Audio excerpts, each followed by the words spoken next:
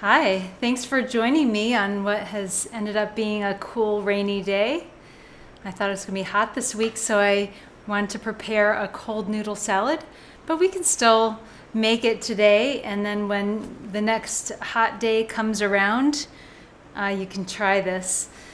This is called a soba noodle salad, and you can use a variety of noodles for this. Traditionally, you would use a buckwheat noodle that's about 70 or 80% buckwheat and about 20% wheat. I usually get a different brand, but I was at a different store today, so this is the only one I was able to find. These are very, very thin soba noodles. Oftentimes they're a little bit wider, but just get whatever you can. These are organic, which is nice. And I'm actually going to put these on to boil on my back burner so that those can be cooking while we prepare the rest of the salad. So they come in these little bundles that have a little covering, like a little, I don't know what you call this, a little tie. So you want to remove that tie. And you can cook anywhere from 1 to 3 bundles. They come with 3 bundles per package. Each bundle feeds about 2 to 3 people.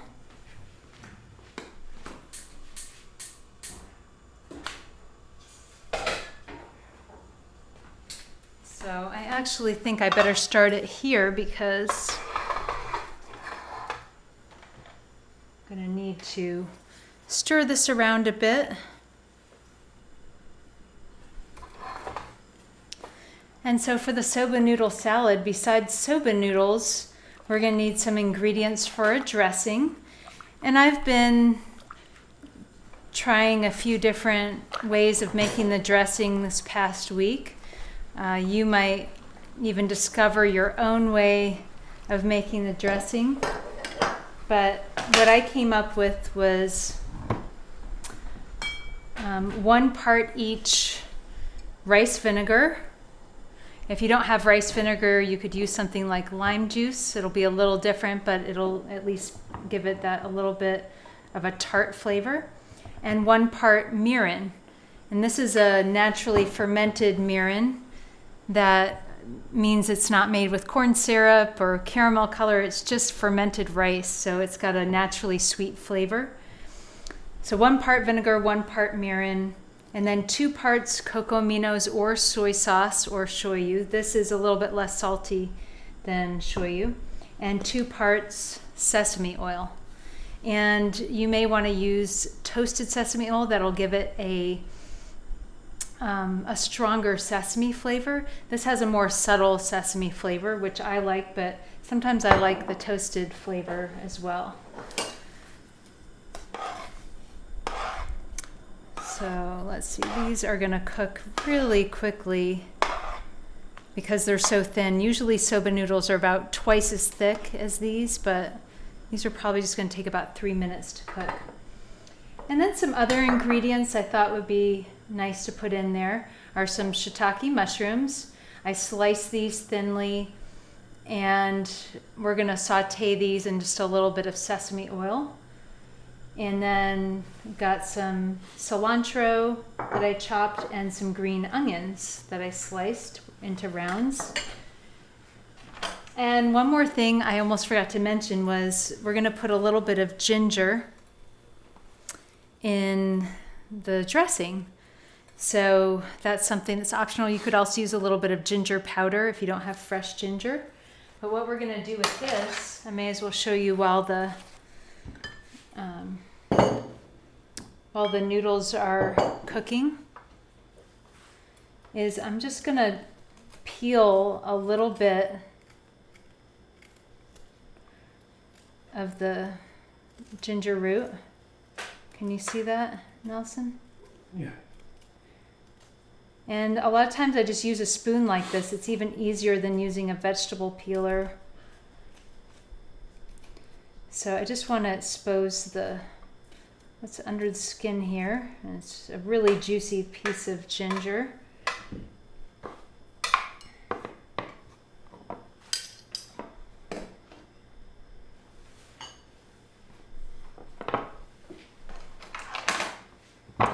And then when we're making the dressing in a little bit, we'll be able to grate it on this microplane grater, and we can either squeeze the juice out of the pulp or we can go ahead and put the pulp in. It's kind of up to you how strong of a ginger flavor you would like.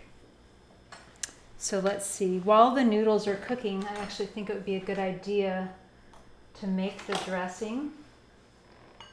So let's go ahead and make it in this little bowl. You could also use a glass measuring cup. And so I'm going to use 1 part or 1 tablespoon rice vinegar, 1 part mirin, or maple syrup or honey would work in here too. Something to give it some sweetness. Maple syrup and honey are sweeter than mirin, so you could probably do a little bit less than 1 part. And then we've got 2 parts sesame oil and parts cocoa aminos. You could also use soy sauce or shoyu, a natural soy sauce.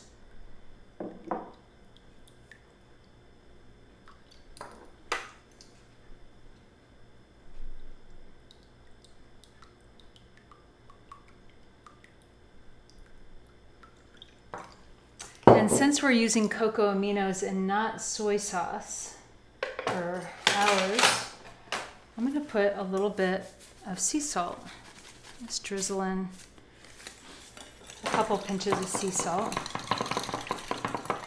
We'll see if we can get this to blend together. I'm going to need just a little bit more cocoa aminos.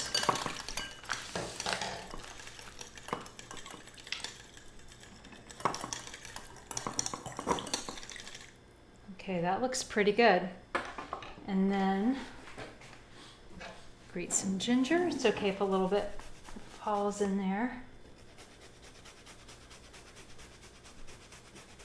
If you don't have a microplane zester like this, you could use the finest setting on your box grater and then squeeze the pulp out. And I'll show you what I mean. If you wanted to, some of it already went in there, but if you want to squeeze the pulp out, you can either use cheesecloth or you can just squeeze your fingers, because I just washed my hands, so they're clean. So maybe about a half teaspoon of ginger juice or a teaspoon of fresh ginger grated if you're not going to squeeze out the juice. And I'm just going to give that a little taste to see. I think that's really good. Something else you could use in your dressing when they're in season, you could use orange.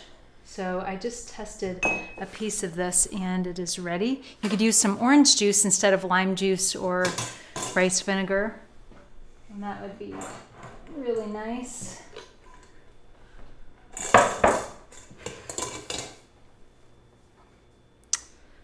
Need my pot holder.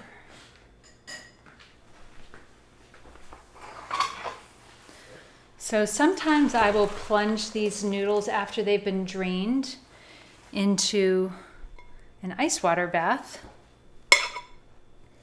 And that way they will be chilled and they won't stick together as much. And I'm going to put my pot back here. But since it's a cool day, I'm not going to put it in an ice bath. I'm just going to put it in some cool water. You see that, Nelson? Yep. And then I'm going to drain this. And you can save the water, let it cool off, and save it to water your plants. So you don't want to waste all of this clean water. Okay. So we're going to set these aside. They are nice and cool, so they won't stick together, and they'll be perfect temperature for a salad. A little bit.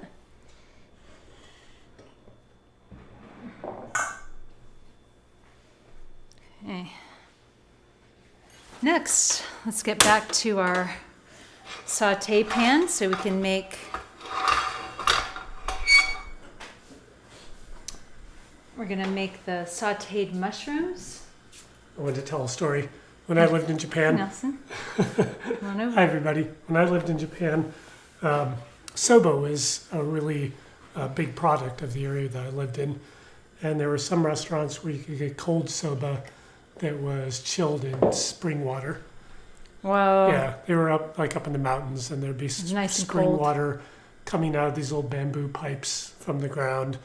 Sometimes they came to each table and they'd swirl around the table and dip the noodles in the spring water to cool it off. It was very Wow. cool. So I remember, now I remember you telling me that, but I had forgotten about that. That is very cool.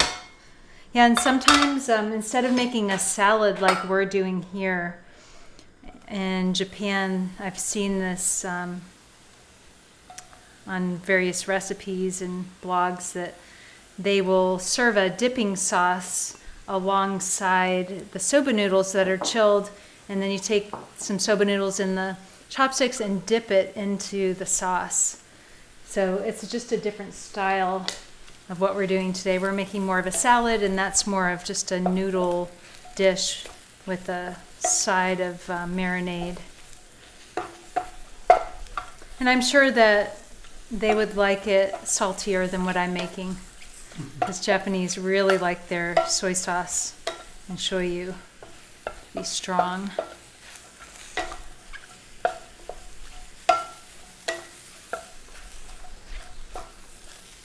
Okay, so I'm just going to let these heat up. You can hear them starting to squeak when I move them around in the pan. That means that they're just starting to release some moisture.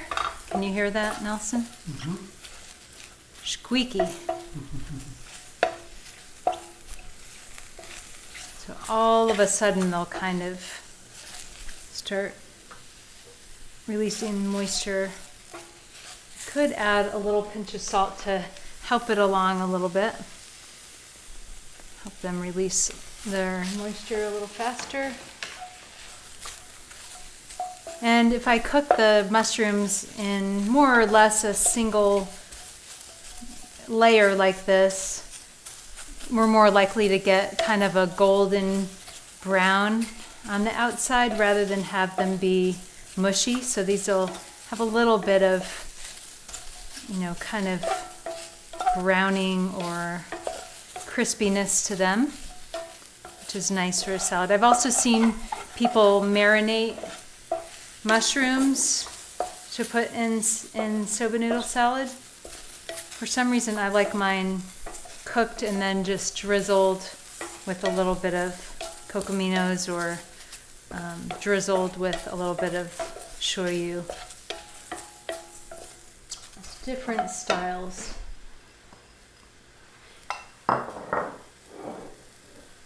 Another thing that I did with the salad when I made it just a couple days ago was I grated some carrot and mixed that in with the noodles, and that gave it a lot of nice color. Today I wanted to make it a little bit simpler, so I left the carrots out.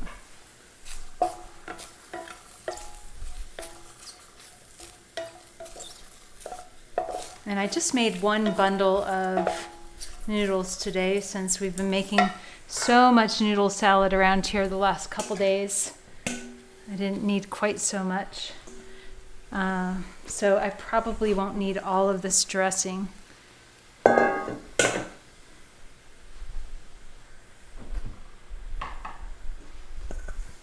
Okay, so let me turn this off. You can see that these are browning nicely. And then I just have one more thing to make on the stovetop, which is an ingredient I forgot to mention at the beginning: sesame seeds. So the pan is off because it was getting very hot. These are black sesame seeds. I've been struggling to find whole sesame seeds. I don't like the white sesame seeds because they don't really have any flavor. So I've been looking for the tan ones that don't have the hull taken off. They're like the whole sesame seeds, but I think I'm gonna have to order them online because all the places where I used to buy them in bulk are not really selling things in bulk right now. So keep that in mind. Try to get the brown or tan sesame seeds, or these black ones are really nice too. These are gonna add color and flavor to the salad. We'll make sure we put these on at the end so it'll be visible.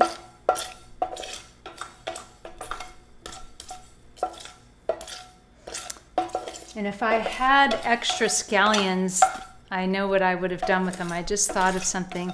You can take the green part of the scallion if you have some left over.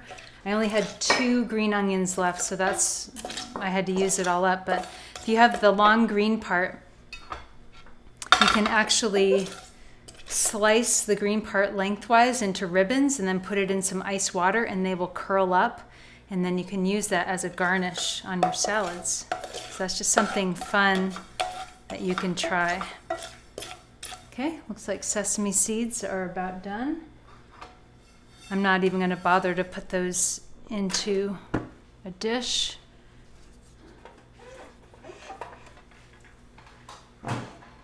Okay.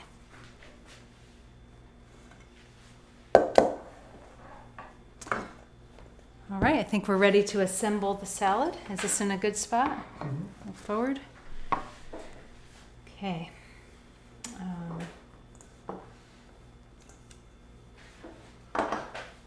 I'll add just a little bit of cocominos or shoyu to these shiitake. You could probably use another kind of mushroom, but these are the classic Japanese mushroom, and they have so much flavor compared to other mushrooms. You could also cook the mushrooms with a bit of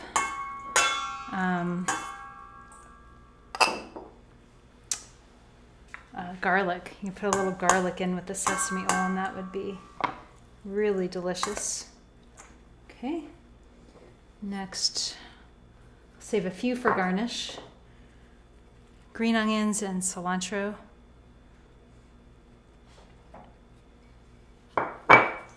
Cilantro is not a very Japanese herb. So what could you use instead of cilantro? I got this from a Japanese cookbook, the cilantro, that woman that's from Japan. So she's... Yeah, maybe they're using it more now. Yeah. When I was there, I never really saw it. Seaweed. You could put something like wakame in here, or nori. Yeah. Okay, yeah, that would be delicious. Some kind of seaweed in here. This looks kind of heavy on the oil when I look at it here.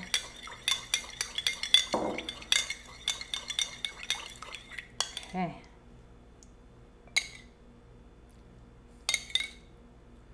Just gonna drizzle this in to make sure I don't put too much. Just want enough to coat the noodles. Need some chopsticks. Oh, sure. Yeah, let's get some nice chopsticks for... So we are about done. That went fast. Thank you. And serve this up.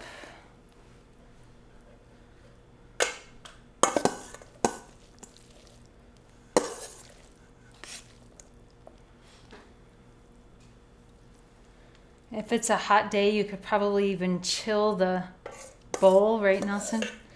Before you put the noodles in. Yeah, that would be good. Not that you want your food to always be ice cold when it's hot out, but it's just kind of a nice, refreshing. You can put a smaller bowl in a bowl full of ice. Should I make it a little fuller for our picture, Nelson?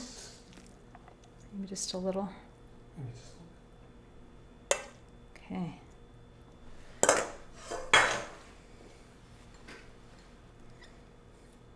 So I love how this looks with, wait, I'm gonna put some Love how it looks with the shiitake mushrooms.